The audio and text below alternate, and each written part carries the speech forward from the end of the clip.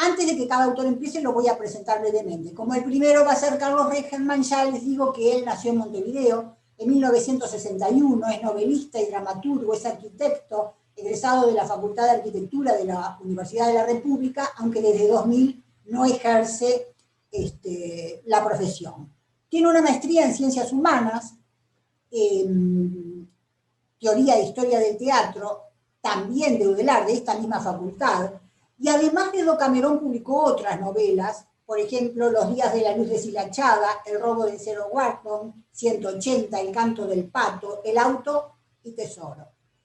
Entre las obras de teatro, que todas fueron estrenadas en festivales internacionales y además están muchas de ellas publicadas, tenemos A la guerra en taxi, Basura, Prometeo y la jarra de Pandora, El examen y Mapa de la muerte. Tiene en Radio Uruguay dirige un programa cultural que se llama Tormenta de Cerebros y escribe notas de cultura en diferentes medios de prensa. Adelante, Carlos, te escuchamos. Bueno, gracias, Alicia. Miren, yo voy a leer porque como el tiempo es escaso y yo soy divergente, si no leo me voy a ir a cualquier lado. Entonces, como el tema es la reescritura del Decamerón, yo voy a empezar diciendo que el Decamerón sigue a Boccaccio solo en el título. Decamerón que ironiza en torno a los hexamerones, esos tratados sobre la semana laboral de Yahvé, viene a ser como una adopción de un sistema decimal para una cosmogonía. Y las cosmogonías tienen que ver con mi libro, pero el Decamerón se vincula con el Decamerón a través de solo uno de sus aspectos formales, que es el carácter de narración enmarcada. Y como el Decamerón está en el centro de una tradición de relatos enmarcados, quiero nombrar todos los libros que a mí digamos, formaron parte de el contexto de lecturas que dio origen a lo de Decamerón. Por un lado, la tradición sánscrita, de los que tenemos el Panchatantra, Las Mil y Una Noches, que viene de ahí, por más que nosotros lo recibimos desde otro lugar. Muy cerca del Decamerón está el Conde de Lucanor, que fue una lectura para mí muy rica, de don Juan Manuel, ¿no? Y bueno, los cuentos de Canterbury y de Chaucer, obviamente, ya después, ¿no? El Heptamerón de Margarita, que quería hacer un Decamerón y quedó terminado antes de tiempo. El Pentamerón de Basile, los cuentos de hadas, que son realmente una cosa muy impresionante. Y después, ya cuando Europa estaba en la era de las novelas, el manuscrito encontrado en Zaragoza de Jan Potocki, que en su momento cayó en un ambiente un poco propicio y no fue percibido con justicia. Ese libro sería estrictamente un hexacontamerón, son 66 jornadas. Lo que pasa es que en ese libro cada jornada es un relato, ¿no? No es como el Decamerón, donde en cada jornada hay varios relatos. Y yo pondría entre los relatos que a mí me influyeron para el Decamerón, pero que además creo que son relatos enmarcados, dos libros del siglo XX, para mí muy, muy importantes, Locus Solus, de Raymond Roussel, y La vida a modo de empleo, de Georges Perec. En realidad, en español creo que le pusieron una traducción diferente, ¿no? La vida, instrucciones de uso o algo así. En todo caso, mi libro no es una reescritura, salvo en algunos capítulos, que versionan relatos de Chaucer, por ejemplo, de Las Mil y Una Noches, o toman como personaje a Potocki, es muy importante Potocki como personaje en el Dodecamerón, o roban personajes de Roussel. Y hay 4 de los libros que mencioné que son como las plataformas de lanzamiento para la composición del Decamerón, así que del Dodecamerón. De manera que voy a hablar de esos libros porque están relacionados por ser de la familia del Decamerón y no porque tengan que ver con el Decamerón directamente. el que formalmente más se le parece al Dodecamerón es el Panchatantra, que quiere decir, este es el título, que quiere decir los 5 hilos o las 5 series. Son 5, bueno, podría ser jornadas, aunque no son, de cuentos. Ahí el narrador de cada relato es un personaje de una narración marco. Un cuento contiene un personaje que se convierte en narrador del siguiente cuento.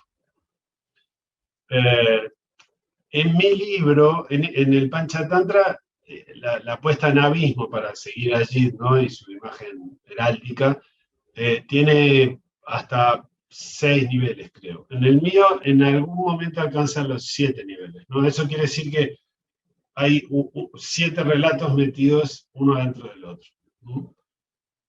Entra y sale. El libro más importante para el Dodecamerón en realidad es el manuscrito de Potocki, ¿no? Especialmente la edición de 1810. Y ahí tiene que ver tanto la forma como el tono irónico, el erotismo omnipresente, que son modelos que aunque no los busqué estaban ahí todo el tiempo, inevitables. Yo había leído el manuscrito en la edición muy fragmentaria de Caillou, pero en cuanto pude conseguir la del 89 que sacó José Cortí, una edición de René Radrizzani, que Potocki escribió 2 versiones del libro, y este tiene una versión que creo que es la segunda, con algunos elementos de la primera, que es bastante completa. Tiene 60 y pico, ¿no? de jornadas. Y la vida a modo de empleo de Perec fue importante porque para mí muestra que es posible escribir un libro con el gesto del libro sobre nada de Flaubert, pero lleno de contenido.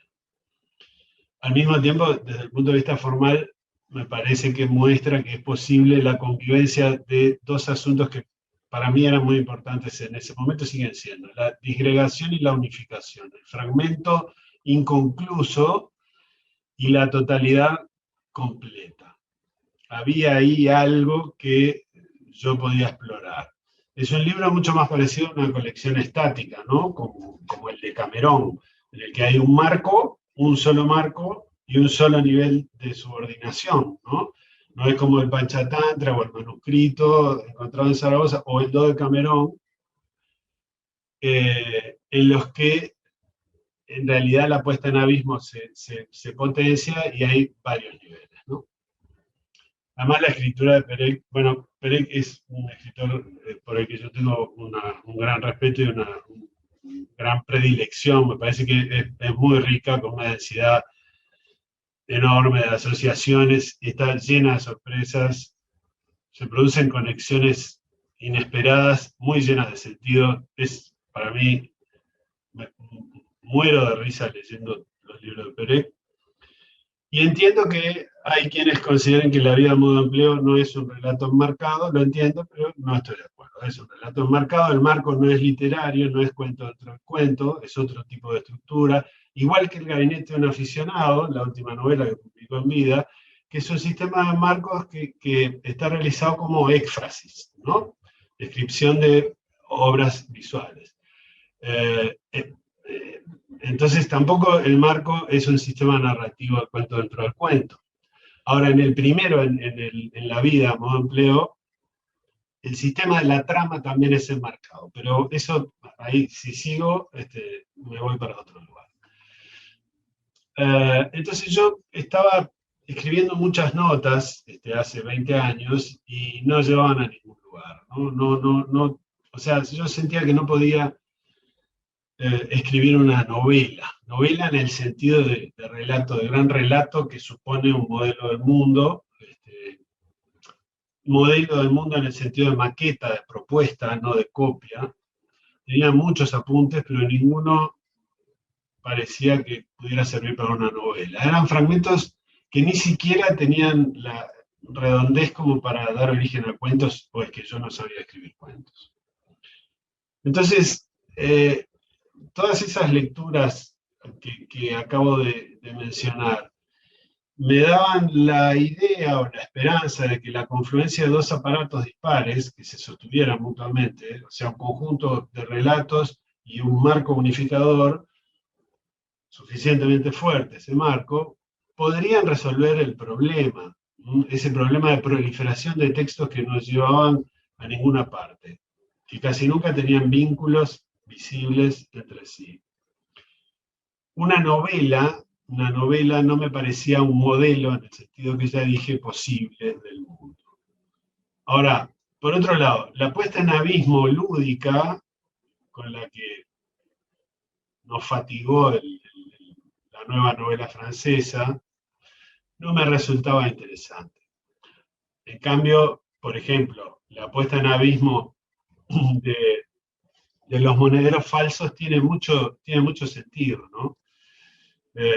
Y justo hoy que mencionaba Alicia algo sobre José Pedro Díaz, leyendo el diario de José Pedro Díaz, que se publicó hace algunos años, me llamó la atención lo tardíamente que la generación del 45 leyó Los monederos falsos, como 25 o 30 años después de la publicación, y el impacto, la expectativa que tenían. Con razón, me parece, ¿no? El otro libro que yo, bueno, este libro en realidad no tiene, la puesta en abismo de los monederos falsos es como muy, es de un solo nivel y es distinta a la que yo practico en el Dodecamerón. Pero lo menciono porque, bueno, además de él haber sido el que patentó el término, la expresión, es el que la hizo con mayor densidad de contenido, me parece conceptual. Antes se había publicado el Locus Solus, pero que es un texto súper simple, pero no le gustó nada a las vanguardias, ¿no? Vieron que no se leyó hasta después de la guerra, ¿no? Hasta después justamente de los monederos falsos, además, ¿no? Entre otras cosas, me parece. Y solo después de que se pusiera sobre la mesa el procedimiento, ¿no? Cuando Roussel dijo cómo escribí algunos de mis libros, ¿no? Y entonces digo, mirá, pero esa bobada de cuentitos estaba escrito de esta manera. Con razón. El Oulipo hizo legible a Roussel, claro, o Roussel hizo posible al Oulipo, ese jueguito muy del gusto de Oulipo y de Roussel también, ¿no? Pero lo que a mí me gustaba de todo eso es la idea de que el procedimiento, no un procedimiento, sino una actitud de atención y respeto por el procedimiento fuera productiva, muy productiva, en volumen de texto y en sentido, ¿no? Creo que está claro, si ustedes leyeron, seguramente sí, claro, Ejercicio de estilo, de que no, que la restricción formal conlleva una carga de sentido, es como inevitable, aunque uno no sepa cuál es el sentido antes, ¿no? Uno, el escritor. Aquella integridad de la pura fuerza interna del estilo, la ausencia de tema, el estilo como la manera absoluta de ver las cosas, con las que soñaba Flaubert cuando le escribía a su amiga sobre el libro sobre nada, me parecen zanahorias dignas de ser perseguidas. Y con el Dodecamerón yo confié en que un determinado rigor formal, que yo formulé como una estereometría narrativa, fuera una manera absoluta de ver las cosas. Ahora, en realidad a mí me interesaba más que, digamos, esa conformación estructural del libro, la segunda pata del Dodecamerón, que es lo narrativo, es el segundo componente. Porque una constricción como la del Oulipo, las rupturas y propuestas de las pocas buenas novelas de la nueva novela francesa, tiene sentido si no son formalismos. Y si ustedes miran el Dodecamerón se van a encontrar con muchos formalismos. Yo elegí el 12 como cifra porque me permitía un resultado razonable al multiplicar 12 por 12, o sea, 144 relatos. Y porque el 12 tiene, porque 12 caras tiene el dodecaedro, que es uno de los 5 sólidos regulares. Que los 5 sólidos regulares son muy importantes para la cultura occidental, sobre todo posterior al Renacimiento, ¿no? Yo evalué la posibilidad de hacer un icosamerón, y no un dodecamerón, pero habrían sido 400 relatos y me parecía que era un poco excesivo, aunque tuviera material para eso. Por otra parte, un endecamerón, que daría origen a 121 relatos, estaría bien, no habría problema, pero era impensable. Yo ya estaba encerrado en la idea de los sólidos regulares, así que me fui para abajo al octaedro, 64 relatos, una miseria, así que me quedé con el dodecamerón. Pero esas condiciones que me impuse tienen una serie de irregularidades, de imperfecciones. Como decía Alicia, son 10 los personajes, pero igual el libro funciona en 12 por 12, ¿no? Es como que alguien dibujara a mano el dodecaedro, ¿no? Como hizo Leonardo con los 5 sólidos que dibujó para Luca Pacioli, ¿no? Y el otro componente entonces es lo narrativo. A mí lo que me interesa del arte literario es la narración, la manera humana de pensar. Lo narrativo está presente en los 144 capítulos del Dodecamerón y no requiere que se completen. La mayoría de los capítulos, para cumplir con la geometría de puesta en abismo, difieren el cierre mediante una promesa de regreso, y a veces regresan y a veces no regresan. Y eso es parte de ese modelo del cuento del mundo del que, bueno, que yo estaba intentando hacer a principios del siglo. Todo esto es lo que estuvo presente, aunque un poco más desorganizadamente, anárquicamente, de forma disruptiva y alborotada, en todo el proceso de escritura del Dodecamerón. Muchas gracias, Carlos. Verán todos los que nos están escuchando y viendo que la erudición que él muestra cuando habla es la que van a encontrar si a uno leyeron el Dodecamerón. No sé, Carlos, si estará agotado o se podrá encontrar en librerías. Lo editó así que cualquier cosa van por ese lado y quizás lo consigan. Es apasionante, es casi imposible de abarcar así una síntesis de ningún tipo, pero creo que lo que dijo Carlos de la génesis, de las ideas, de la concepción de todo lo que él pensaba cuando lo hizo, quedó, aunque sintético, claro.